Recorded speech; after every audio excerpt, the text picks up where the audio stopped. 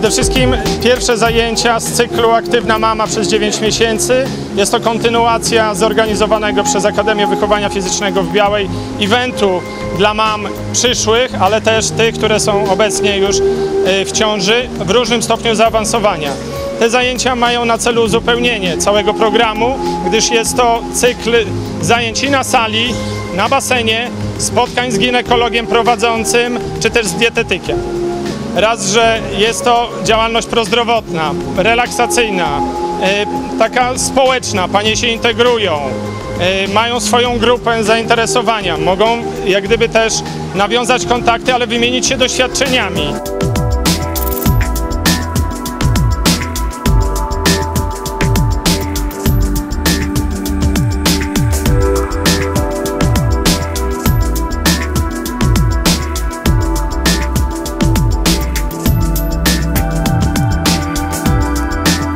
Woda jest naturalnym środowiskiem, każda przyszła mama czuje się świetnie w takim środowisku. Tego w naszym regionie nie było i to jest, będzie i mam nadzieję, że się sprawdzi w 100%. Rozbieżność brzuszków jest olbrzymia od 4. miesiąca aż do 9, czyli to znaczy, że każda kobieta w każdym miesiącu czuje potrzebę zrobienia coś dla siebie i dla swojego maluszka. To jest bardzo ważne.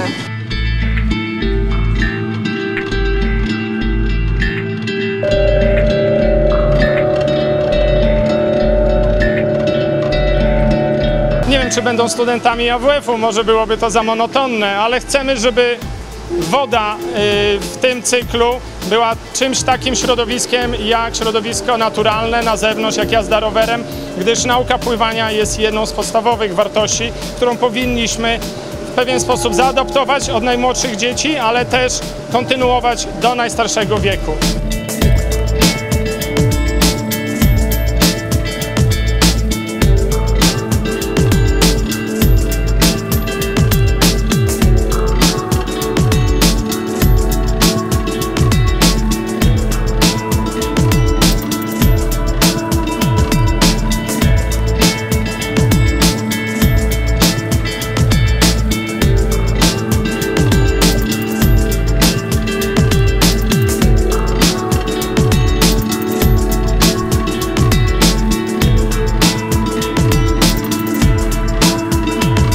Uważam, że każda kobieta powinna się poruszać, że to jest właśnie, robi się coś dobrego dla siebie i dla swojego dziecka. Jestem pierwszy raz i jestem zachwycona i myślę, że będę uczęszczała na takie zajęcia.